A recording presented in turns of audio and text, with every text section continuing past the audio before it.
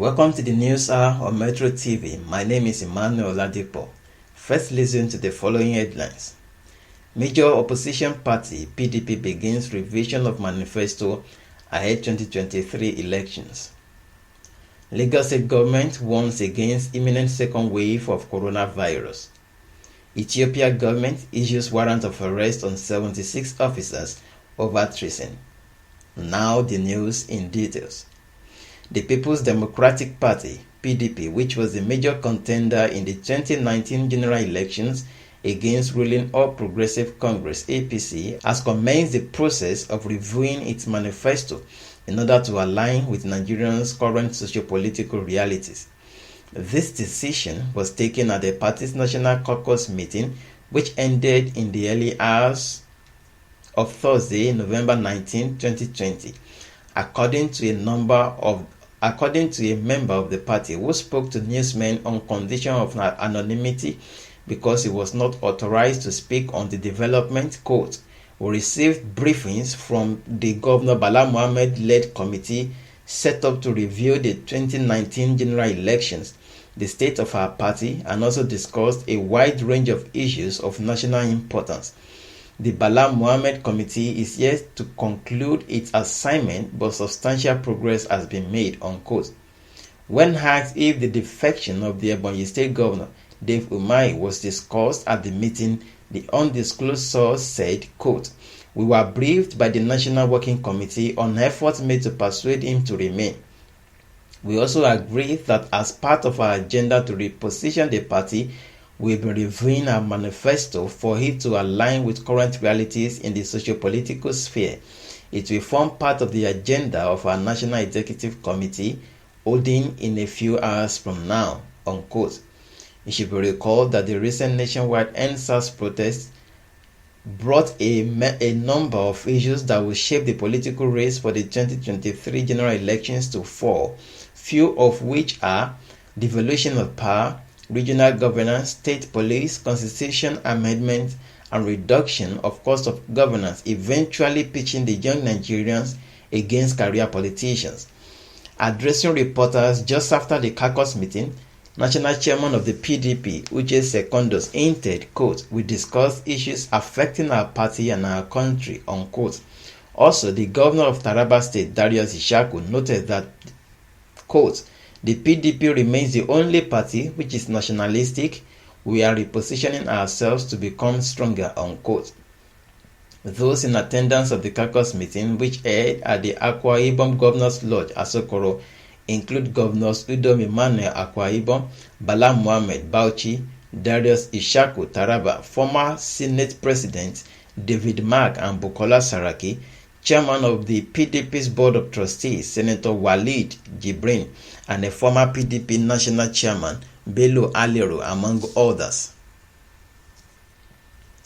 The Lagos State government has warned religious leaders and groups to intensify adherence to safety protocol among their congregation to avert a second wave of the pandemic causing coronavirus following recent developments in European countries.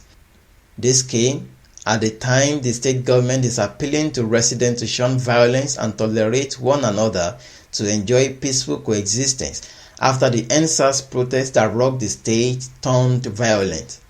Speaking at the 2020 International Day for Tolerance, the Lagos Commissioner for Home Affairs, Prince Anofio Elegushi, said that there was need for worship centers to take issue of safety protocol adherence very seriously to avoid another spike of the pandemic, affirming that the state government will continue to need the level of tolerance and cooperation received during the spike of the pandemic because such cooperation assisted the government in the level of successes recorded as well as in the rate at which the COVID-19 curve was flattened.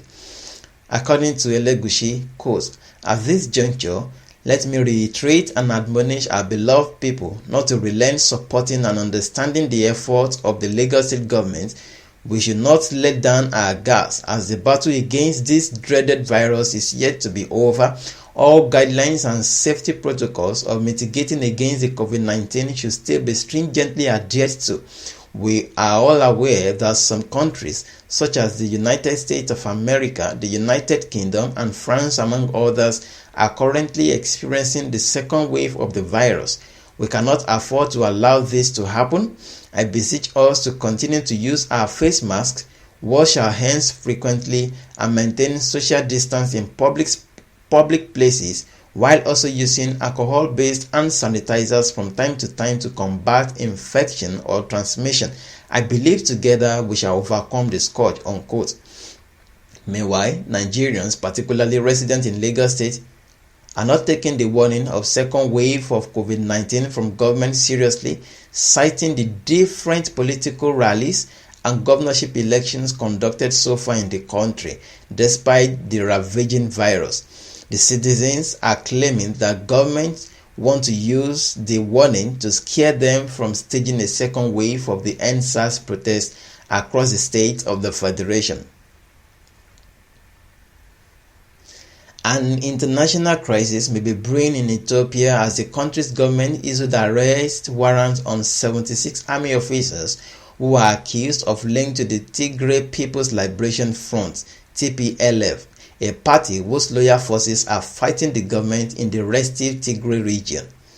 Ethiopia's prime minister has said that his army was advancing on the country's capital, Mekelle, where hundreds have reportedly died and tens of thousands fled the area 2 weeks after clashes between government and opposition forces. Unfortunately, verifying information from Tigray is hard at the moment because of a blackout on most communications.